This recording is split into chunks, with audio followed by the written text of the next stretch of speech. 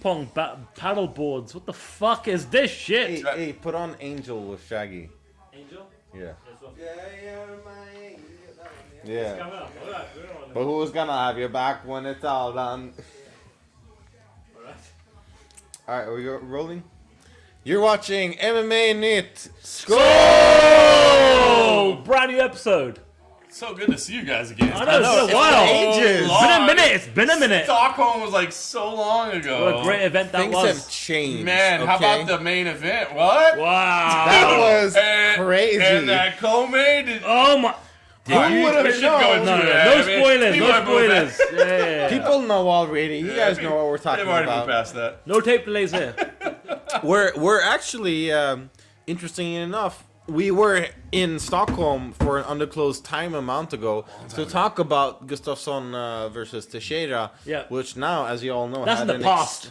It's in the past. It's not What what a we're talking fight. about. Yeah. What a Amazing. fight. It was Amazing. crazy. And now the next one that they're making because of that? Oh my god. Who I would've cannot predicted wait. that? Awesome. But we're actually here today to talk about the big arch rival. Perhaps the new Strikeforce, the new Pride, Bellator, moving up in the ranks, getting a lot of UFC talent. It was recently announced that they would get Roy Nelson. A few weeks ago. That was so long ago. Uh-huh. He's already had a couple fights in Bellator by now, probably. But yeah, I mean, they got Mitrione. I mean, they got Nelson. They got Ben Henderson. They got Josh Thompson. They've got homegrown talent too. And lots of homegrown talent. Are we seeing kind of a change in the power play here in MMA worlds? Because we're seeing stuff properly changed. Like, this reminds me of when like Overeem was in Strikeforce.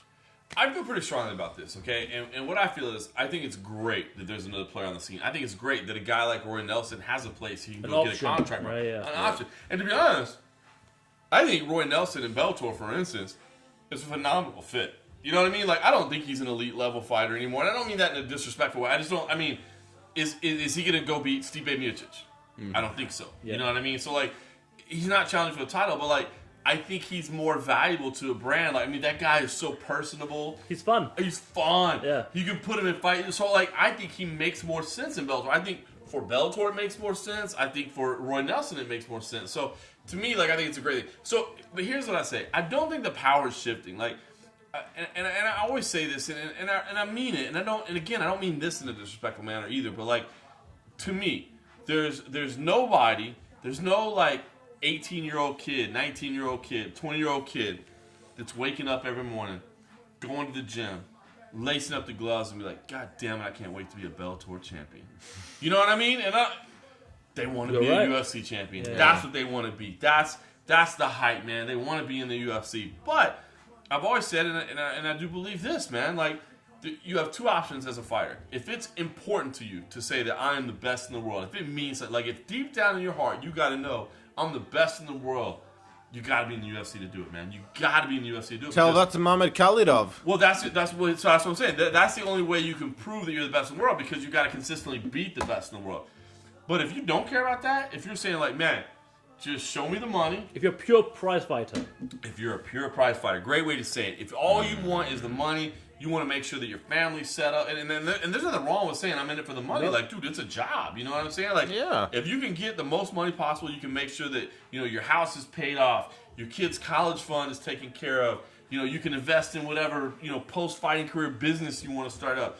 If you want to do that, go do it. Go be Ben Askren in one championship. You know what I mean? Go be Muhammad Khalidov in KSW. Like, go be that person. Nothing wrong with it at all. Yeah. And I like the fact that we're seeing Bellator come up and be a new option. Here's the thing that scares me, is that I worry about fighters burning bridges with the UFC because they think, like, F the UFC, I got Bellator out there. Like, bro, they can't sign everybody. Yeah. They can't sign everybody. And the other thing I worry about, too, is how many big money contracts are out there before they have to settle back and be like, wait. Because it's cool to overspend for a couple people. You know what I mean? Like, it makes sense to overspend for a couple people, to bring in some names to your organization and be like, look, bro, we plucked off this person, we plucked off this person, we plucked off this person. But I'm telling you right now, I've been told by multiple UFC officials they've never lost somebody they didn't want to lose. You know what I mean? So it's like, they're letting contracts get bid up and go to that organization. So that scares me a little bit. I just want to make sure, like the Gegard Mousasi situation, who is like totally a free agent or also signed his new deal depending on what day we're.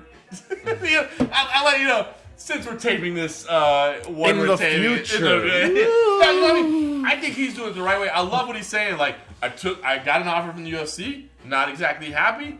Let me go ship it somewhere else, shop it somewhere else. Let me go see what happens, and then maybe I'll go back to that UFC offer.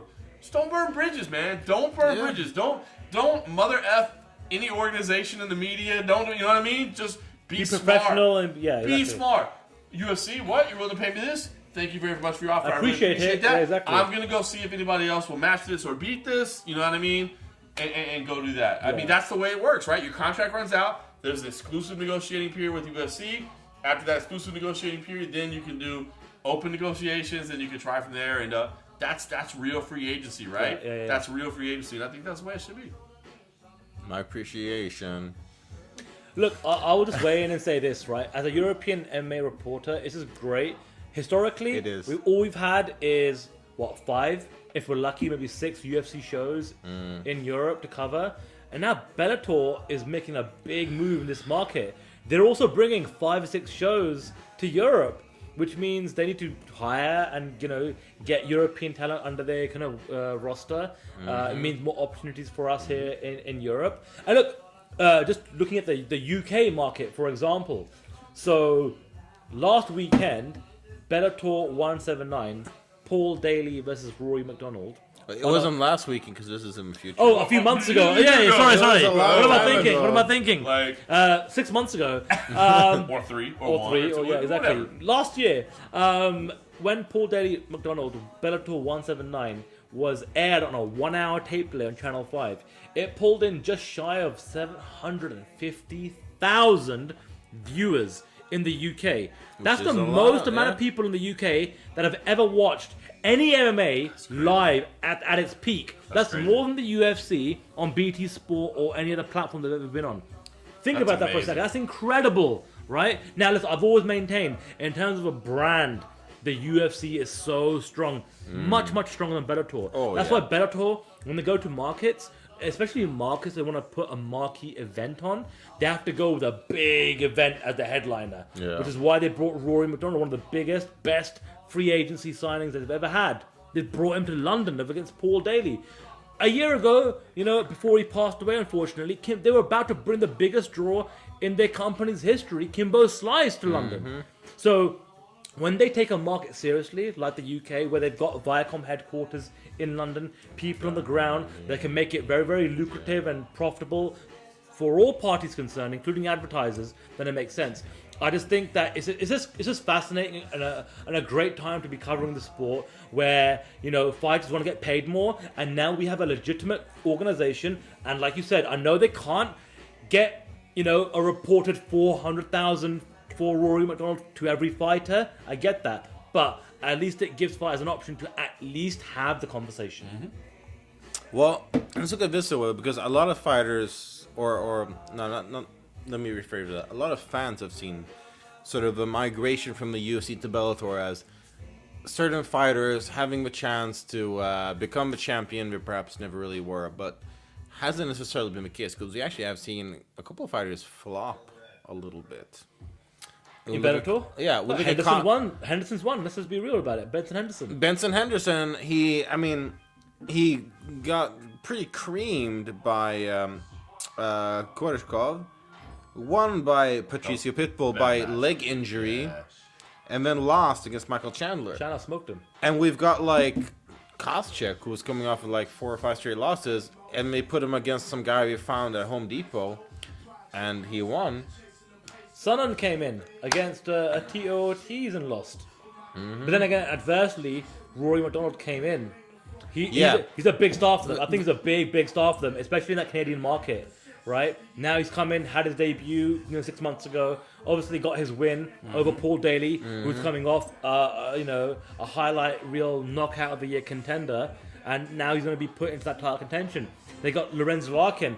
Listen, You're telling me that no one's gonna tune in for Lorenz Larkin? People are gonna tune in, but listen, if you're a hardcore fan, you're gonna watch that fight. What I'm saying is, are people counting out the Bellator talent in comparison to the UFC talent? Because a lot of the stigma is being like, well, I mean, the Bellator guys are the ones who get really good, they go to the UFC, and the ones in the UFC who sort of start fading, maybe but then you have guys like AJ McKee and James Gallagher. Look, Aaron Pico made his debut 6 months ago. Listen, what I'm saying is, Bellator they're making two types of investments, right? They're investing in the youth, the young talent, fighters that they're kind of earmarking that could be potential stars down the road, right? They're also heavily investing in the women's division as well now, which is fantastic to see the females have an option for two premier organizations, right? At the same time, they are trying to hire. Oh, thank you very much. I appreciate it. They're trying to hire and get on their roster some of the legends, Fedor. We saw Fedor being signed and Vanderlei. It's not too long ago that Hoist Gracie came. Listen, you got Matt Hughes and Chuck Liddell saying, "Hey, I want to make a comeback."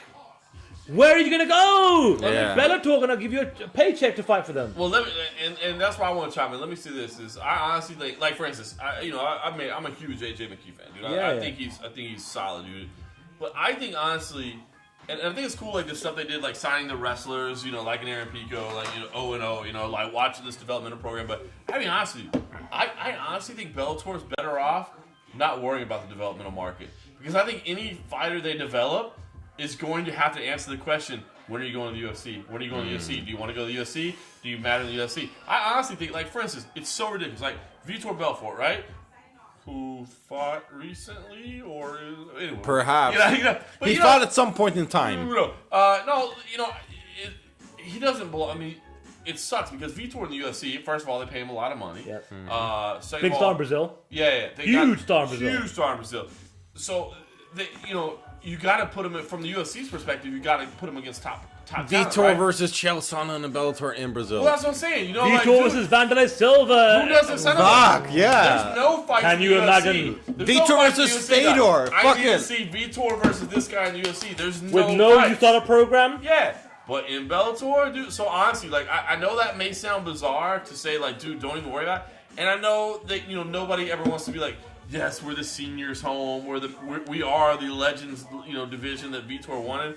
But honestly, man, I think they should take that and run with it. Because the thing is, like, Tito Ortiz versus Chael Sonnen, right? Perfect example.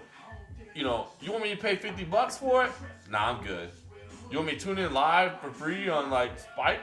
I'm good with that. You know what I mean? There's fights like that you can see. I think they're gonna do fine with. I think they can do big fights like that and do well for themselves. I agree to a certain extent, but then I look at what they've done with their welterweight division. They've invested. They've got their welterweight division right now: Paul Daly, Douglas Lima, Rory McDonald, Michael Venom Page. You got a Lorenz Larkin. You got a mixture of established UFC guys. And Lorenz Larkin versus Venom Page.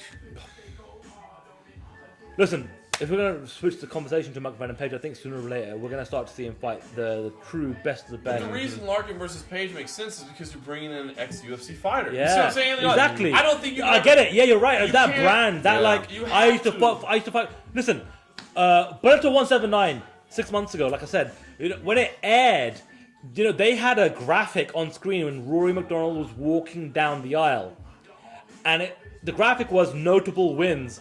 And they had he's gonna win over Damian Maia and Tyron Woodley, and they had an asterisk next to Tyron Woodley which said current UFC champion. So even Bellator know the value of promoting the fact that hey, one of our guys has been the current UFC champion. Like the McKee Gallagher fight, right? That they've been building up and whatever. Yeah. Okay, that'd be awesome. You put that fight together and then both of them win.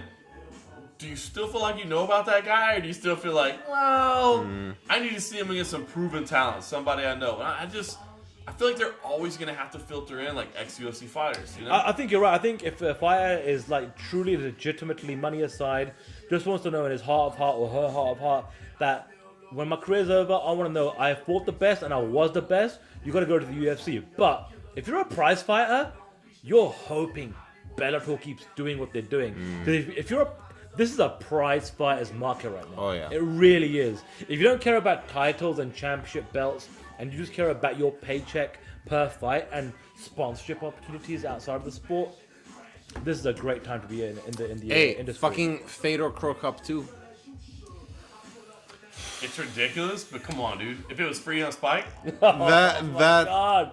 That can There's and three maybe use will happen. Hoist Gracie? Jesus Christ, come on. Hoist Gracie versus Crow Cup. Let's just fucking go all out. Like, honestly, there's so many opportunities. Chuck Liddell, Vito Belfort? Just saying. look, man, I don't think. I mean, I still think, and I can tell you just from a website operator perspective, the traffic between MMA junkie stuff that's UFC related and that's Bellator related. Yes, it's 1 and 2, but it's like 1 and 2. You know, so that's from our perspective. So I mean, that's the kind of fan engagement I'm seeing. You know what I mean? But I do think Bellator's doing good things, and I think they deserve some respect for doing good things and doing big things. And Scott Coker definitely knows what he's doing in the fight industry. I just think like Strikeforce. Man, I look back to like Strikeforce. Like there were Strikeforce cards where I literally think it was so obvious to pick like who. Ronda Rousey, we should take Daniel Cormier. Come on. I know, but Luke Rockhold, all these guys they had. Homegrown at Fucking Strikeforce. Homegrown, man. I don't know. It's We'll see. I think it's good to have a player. The main thing is the big thing is at least everybody has a chance to like get an offer. You know what I mean? And that's what matters. At least you have some bargaining opportunity. I think that's a good thing. I think we can all agree one thing right now. Bellator in 2017 or 2018, sorry, is in a much better place than when Bjorn Rebney was running the show a few years ago. I'll say that much. Like I think there's more fun involved. There's more. You have to tune into this fight. There's more build up and like there's more care and attention that's been put into their events. You know they have their tentpole events. And listen, now Scott Coker's involved. He's starting to build his team. Not only the backup. Presentation's fun, man. The presentation's fun. It is, man. They have to be different, and some people aren't a fan of the whole stage production. I love that. People think it's a little too much bleeding into the pro wrestling world, but I love that because you know what? I want the UFC to keep doing what they do, where you have a fire coming out almost through the crowd in the dark and like from the back room. But in Bellator, it's like a massive stage and production and lighting and sound effects and a big video presentation, and I love that about Bellator. All right, well, let's talk Fedor really quickly because he's obviously one of the main drawing factors in Bellator. The fact that they got this legend to come back. He's fighting against Mitrione June 24th, which was either past or future, depending on when this is filmed.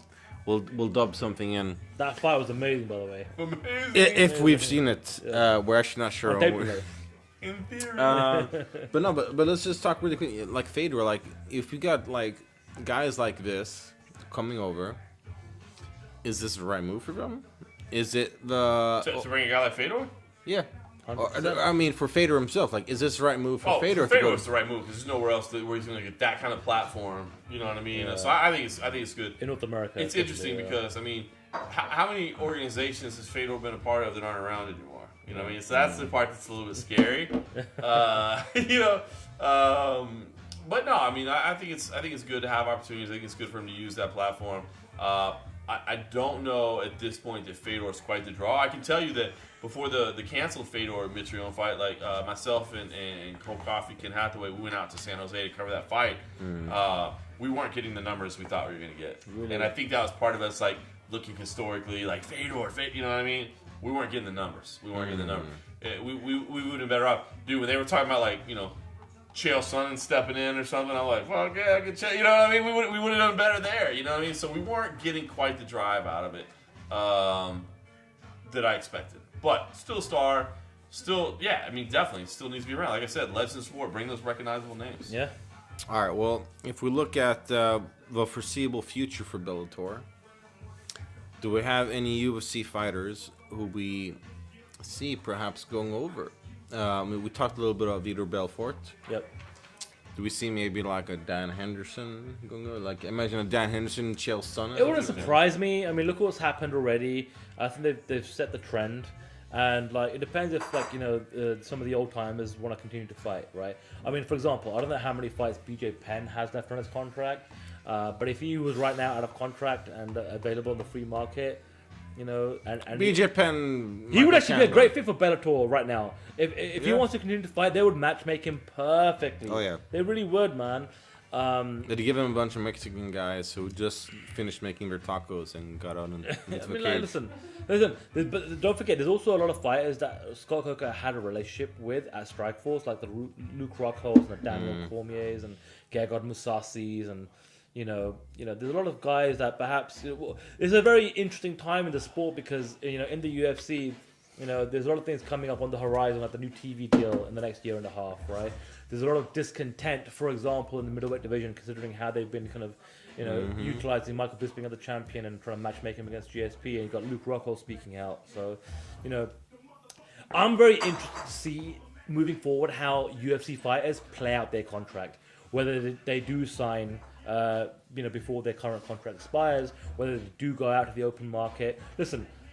Are you telling me that there's a few fighters on the current UFC roster that are hearing that Rory McDonald is getting $400,000 guaranteed to fight for Bellator? That aren't like, yeah, I may want to have that conversation, right? And maybe Bellator and Viacom are spending beyond their means. But hey, listen, if they're being a little, willy-nilly with their checkbook, and you're that fighter at the right opportunity at the right time to cash in on that particular opportunity, then why not?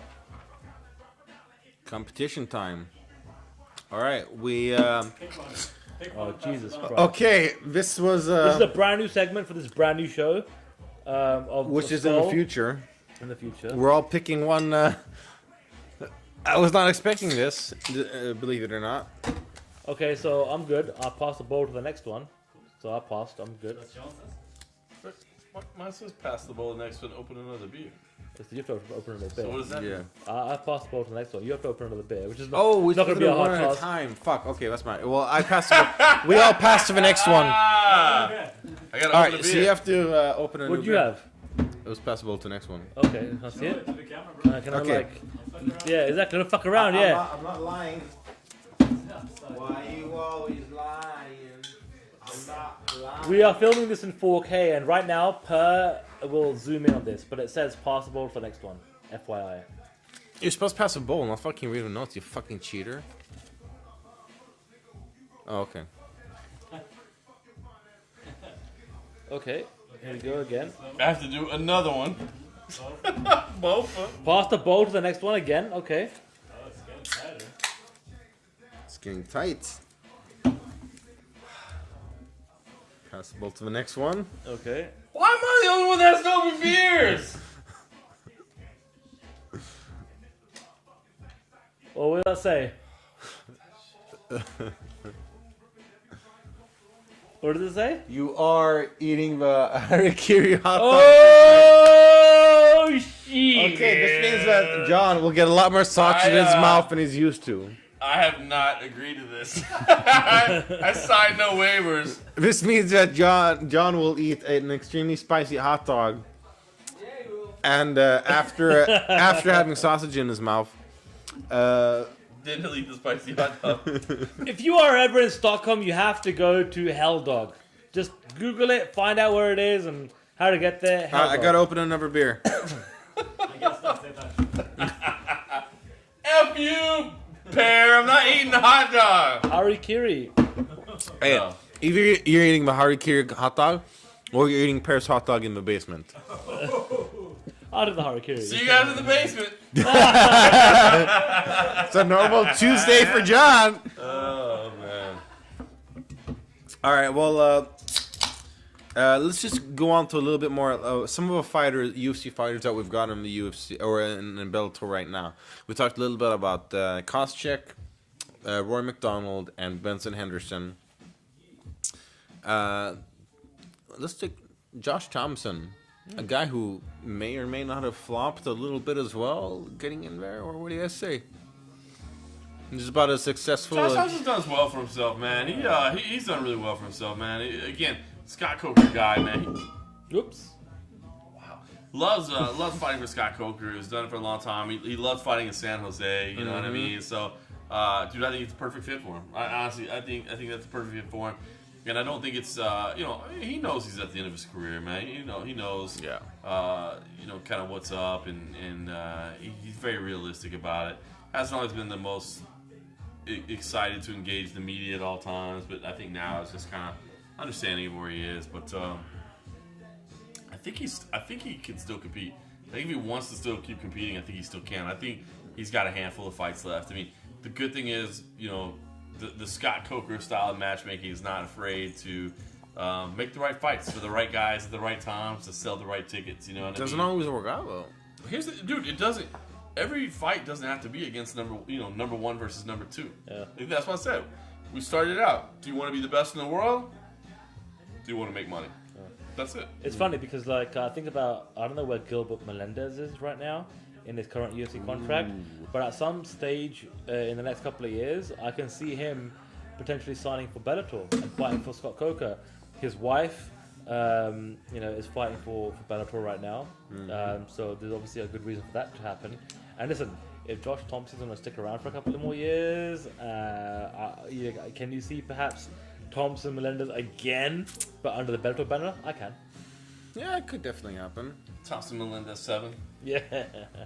All right. Well, if we look at the other way, Bellator talent going to the UFC, who do you guys see heading over? Michael Venom Page. I don't. You don't see it?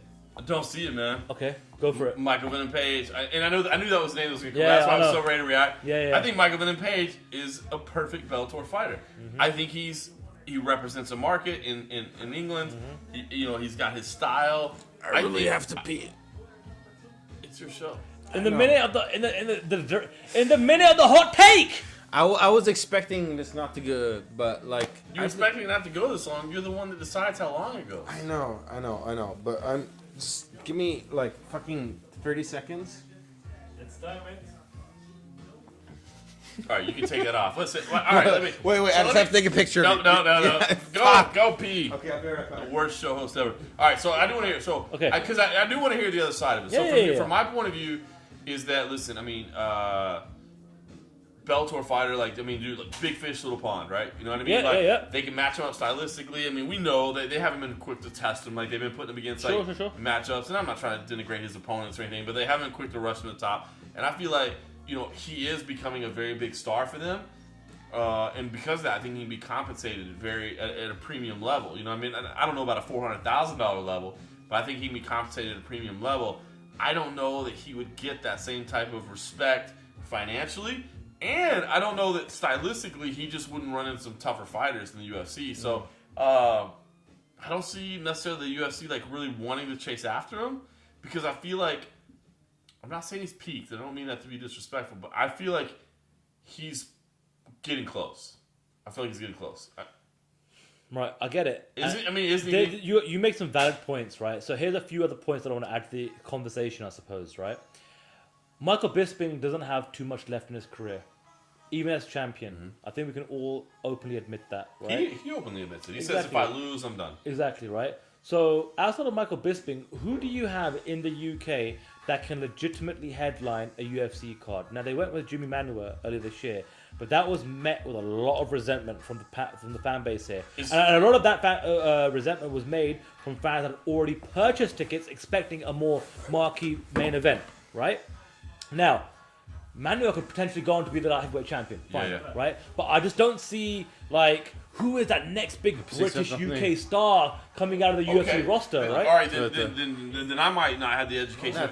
So let me ask you, let's say, let's take out the undercard, take out co-main event, all event. We're talking about a main event, one main event only, right? Yeah. Could we put MVP against, I don't know who the opponent would be in the UFC and sell at the O2?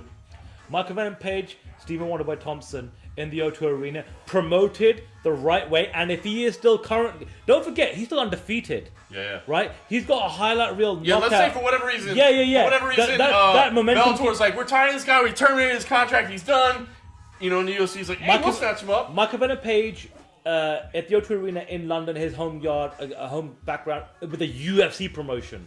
With a UFC level promotion against a Stephen Wonderboy Thompson or somebody legitimately in the top 10, I think they could. Last year at the O2 Arena, they had to canvas the top bowl, Right. But they filled out that bottom bowl fairly well. Now, their recent card, where a lot of people had already bought tickets, they'd already bought tickets before Michael Venom Page pulled out a week before due to a knee injury. 11,000 sold. Now, the O2 Arena, that can hold a capacity of around 17,000, 18,000 for a UFC event, right? Again, with the UFC brand being as strong as it is in the UK and in London in particular, plus Michael Venom Page with the whole bells and whistles of promotion versus the right opponent, I think they can do it. So it could be like, but it would have to be. So I mean, Wonder Boy, that's awesome. Karate, like Yeah. That's a sexy I think like fight. a Mike Perry would be like maybe not big enough star. No, he would still have to be paired with the right fighter. Masvidal. Oh fuck yeah. Yeah, maybe. That'd be fun. Masvidal. The thing is, let's Masvidal. say it was MVP Maya. Doesn't sell out. No, but And Maya's the higher ranked guy. MVP versus Cowboy. MVP It's got to be versus somebody Cowboy. that like you're expecting. It's gonna be somebody fun with a marquee name and like. Not Cowboy. Cowboy would be Honestly, fantastic. it's Cowboy, about MVP Cowboy. probably a sellout fight, right? right? Yeah, no, 100%. But listen, you know what's interesting right now about Bellator? You know, I think we're expecting this whole, Paul Daly and Michael Venom Page fight to go down. Maybe, hopefully, it's at the back end of this year. And that will give you the blueprint of exactly where Michael Venom Page is. We know where Paul Daly is. We know what stage of his career we're at, right? But right now, and I'm telling you, with this whole Bellator Channel 5 deal, getting eyeballs in front of a whole new audience, people that maybe perhaps don't watch, mixed martial arts that often, or perhaps that is what the regular audience of mixed martial arts fans is in the UK, but they just don't stay up until 5 in the morning to watch UFC cards. But when it's prime time, they'll watch. Again, Michael Venom Page in London. He is right now, in terms of gauging how much of a big star you are, go back to a Cyborg Santos knockout. Go to the Bellator YouTube channel. That video with the celebration, with the Pokemon Go celebration post-fight, has got like over 4 or 5 million views, which is like double, triple, quadruple the next video on the Bellator YouTube channel. I think he's Also, special, but there's critics out there for him. But I think if he keeps winning and promoted correctly, even with Daly and Bellator, I said this on the other day on Twitter, if promoted the right way, it can do big numbers. All right, devil's advocate, and I really want to know this. I don't know why I'm doing this shit. But devil's advocate, right? Hold on, before I forget my point, and then we'll do this. So devil's advocate, that highlight did amazing, right? It did amazing.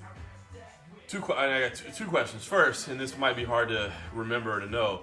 Do we remember how many views it did immediately versus how many views it did after we knew that Cyborg had a crushed skull? You know what I mean? Like how much of it became like, this is the knee that crushed a skull in the headline? You know what I mean? And then second devil's advocate point for me is one of the biggest videos that we have this year in MMA Junkie is the Diego Brandao helicopter armbar. Okay. You know what I mean? Yeah. Which is, I don't think Diego Brandau's, and I love Diego Brandao, man. I mean, he's a little, cuckoo, but he's always been a good dude to me, and I love his intensity, man. I remember telling a story years ago, man. I was on a bus with him in Tokyo, and I asked him what his tattoo. He has tattoos on his arm. One's his mom and one's his dad, and I was like, man, that's fucking. I see him right here. Is it really? That's so cool. You know what I mean?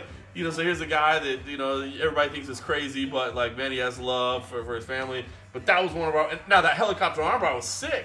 But I'm not thinking... And if they bring him to the UFC, he'll sell out the O2. Okay, so... Quick shot. What is this? What is this, by the way? I don't even know. Fair. It's probably... It's gin. It's red gin. We're taking shots of gin. Another song? Oh... Grenadine and gin? I'm not shooting this. I'll drink it. Let's do it in Spanish. Toma, chupa, seco, cachaça, salud. Hey! You should know your wife's Mexican. I Fucking know gringo. Spanish, and I don't understand why that would be It wasn't as bad as I thought it would be. It's pretty bad. Which says a lot. It gets worse the longer it goes, actually, yeah. You made 2 good points there, John. Grenadine? I feel slightly molested, actually. You made 2 good points, right? I think your first point listen, Michael Venom Page, when that video came out of the highlight reel knockout, the flying knee of Cyborg Santos, I didn't see headline that says, here's where you can see somebody crush somebody's skull in. It was all about the Pokemon celebration. And that's a credit to MVP having his finger on the pulse. Because that was right when the Pokemon Go thing That was game like, just exploded at the same time. It's also credit to Pokemon. I kinda forgot about that. 100%, but no. It's a credit to Michael Venom Page for having his finger on the pulse. What's going on right now in popular culture? Says the dork that was playing Pokemon Go Exactly. earlier. Today, a year later, or 2 years later, all right? Here in 2022, he's playing. Still playing it. But you know what? Yeah, your second point is a bit more interesting because you know what? Like, Michael Venom Page, against random dude. I don't know. He needs the right guy. He needs the right fight to be kind of, matchmaked against. And That's why I don't see the UFC chasing after him. The UFC needs champions. They need people that are going to you know what? Here's the thing, right? Bellator is very serious about the European market, but specifically the UK market, right? We've seen Dana White's always said in previous years, and maybe under the current ownership structure, maybe I don't know if the fire is as strong as it once was. I don't really know. I don't get the sense that it is because I feel like he's cashed out and he's going to ride out his current contract and whatever it is. But he always said from day one, some of the most important markets to him, Mexico, the UK. These are some serious important markets. True. At the time when he was legitimately the president of the UFC with the Fertitta brothers calling all the shots, right? That's why they put so much money behind Dan Hardy and Bisping and, put so much emphasis on London cards and Manchester cards and the cards in the UK and what have you. But now we've got Bellator as a new player and they've got a sweet deal with Channel 5, man. Like, I have to say, as a Brit MMA fan, as a Brit MMA journalist, knowing that there were 750,000 viewers at its peak watching Bellator a while ago. That's the most. Here, to put it to perspective, you know how much McGregor Alvarez UFC 205 drew on BT Sport? Between 200,000 and 300,000. Here's the difference: 5 o'clock in the morning versus 10 p.m. Even with a tape delay, the market is open and it's ready to be taken. And Bellator are bringing marquee headline fights. What can you say? Crazy. All right, well, let me put it this way, man. Let's flip the table a little bit. Who from Bellator do you see going over to the UFC? Maybe one of the Pitbull brothers, or probably not, but Chandler, yeah. I think Chandler's the most legit that I can see.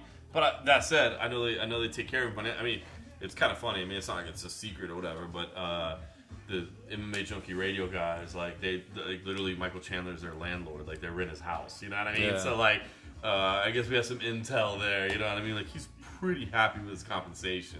But I think, to me, he seems... To me, if I was... One of the females, maybe, in the future? In the next couple of years? Well, that could possibly, especially, at 125 or whatever. Yeah. But, I mean... Yeah, I mean, listen, if I was if I'm Sean Shelby and McMahon and Dana White tells me, listen, guys, I need you to pick one guy, and I don't give a fuck what we got to pay for him. I don't care. I just, for whatever reason, today, I'm a little itchy, and I want you to snag somebody from Bellator just to prove a point. Pick me the best guy. Get that guy. I don't care what you have to pay for him. Open up the checkbook. We're not even worried about profits and returns. I think it's Chandler, right? If you're you got to go get one guy. I think it's Chandler. Well, again, I have to disagree. I think you go with Michael Venom Page. With the guy with the most upside, he's the most entertaining. I think he brings more to the table. Again, maybe I'm too invested. Maybe I'm too invested. I don't know. Maybe as a Londoner, and we've covered it extensively. And a guy who's helped film documentaries. I know. It's like that weird thing where you form a bond with certain fighters. You have a relationship, and you just see something, and you. I don't know. Maybe I'm too close to the situation. Here's the thing is, again, because it is all about the right matchmaking, and that's what I think in Bellator you get the freedom of making the right matches. In UFC, I think you don't. I mean, you do for 1 or 2 fights, and then you just start going well, now we just got to give him who's number 5, we got to give him who's number 3, we got to give him who's number 1. And that's why I think it's because, dude, MVP at his finest is amazing. MVP on his back is going to be boring as fuck. Yeah. You know what I mean? So it's just like, oh man, look at that incredible guard work from MVP. You know what I mean? It's just gonna be, nobody wants to see that. Nobody wants to see that. Like, you know, Tyron Woodley, Demian Maia, you know, I mean, dude, like, MVP versus Nick Diaz? Give me that all day long. All day long. You know what I mean? Give me that all day long, dude. Can you imagine, like, MVP out there doing this stuff? Cowboys Nick talking shit, doing it. Oh, I mean, all day. But, you know, I don't know. I just can't see the UFC making a run at him. Maybe I'm wrong. I can't see Sean Shelby looking at him being like, that's a future champion. I think he's a prize fighter. I think he's a show fighter. I think he's, you know, awesome. And I think Bellator is like, that's one of our guys. You know what I mean? He is one of the guys, for sure. Yeah. Yeah, I also think Chandler, to be honest. I think he is a guy who... But he's so close. He's even more on a Bellator guy than even MVP is. I know. You know what I'm saying? Oh, he is. He's a Bellator guy through and through. You know, he's on the damn David Buster's commercials and all that stuff. So. He's like a Bjorn Rebney original. You know what I mean? Yeah. Can we go get a hot dog or what, dude? Yeah, I think you pitched us. You were like, hey, man, just a quick little discussion. Not in Stockholm. There's like a whole new podcast in like Copenhagen or something. It's like I'm going to sit here with you for hours. Yeah, well, even though this is not. Well, we're sitting here in New Zealand talking about this kind of stuff in Auckland. It's crazy stuff. I know. I'm a little jet. To look exactly like our set in Stockholm. I'm not drunk. I'm just jet lagged. All right. Well, it was an interesting discussion. I think that, final verdict on Bellator. Like, do we see them being a continuing force? Yes, I do. In terms of like competing at the very highest level with the UFC week in, week out, no. They'll have their moments for sure, 100%. But I think it's fantastic for the industry. It's fantastic for the sport. We need Bellator to continuously be successful so that fighters can make more. We have more events to cover. It's more competitive. There's more storylines, more headlines. So yeah, more power to Scott Coker and Bellator. Yeah, I think that the moment Scott Coker went over, things changed a little bit. Absolutely. I think that showmanship, just general entertainment value, just sort of upped a little bit because Scott Coker knows what he's doing. Just a feeling around their organization. It's different nowadays, man. You know, Bjorn was always good to me as far as, you know, journalists and that sort of thing. But like, there are people that are like, he was just really hard to work for. He was really hard to work for. Scott Coker is incredibly easy to work for. He's happy. So yeah, man, they're good. I think exactly what you said, dude. I don't foresee anybody taking over the UFC. And the other thing that scares me is when people are like, oh, man, you know, like, you know, they got that Viacom money. That's deep pockets. Man, businesses are all about running a profit, not digging into their resources and emptying them out. You know what I mean? So you got to be careful with that. But a viable alternative, a place for people to get contract offers, I think that's great. A place to put on good fights on nights that we're not watching fights. Every now and then, man. You know what I'm saying? Give it to me. Give it to me. And like you said, you know, doing some things in the European Give it to you like a sausage, yeah. Exactly, man. I'm all down for it. So. All right. Well, we don't want to cut off John from getting his sausage intake. He is getting a harikiri sausage in his mouth. Yeah, you are. Under any circumstances. I don't know what even harikiri is in Auckland. Like, what does that mean? Yeah, exactly. They don't even have one here in Auckland. I remember what it was in Stockholm. Well, I would never do that. Let me put it this way: you're getting a spicy sausage in your mouth again, for the 4th time today. So, well, gentlemen, thank you very much. This was a lot of fun. Skål. Skål. And we will all enjoy. Actually, for those who haven't noticed, there is a cock on the table. And let's just leave it at that. Hashtag where's Waldo? Yeah. Where is Waldo, or where is Dildo in this case? I was going to go with Baldo.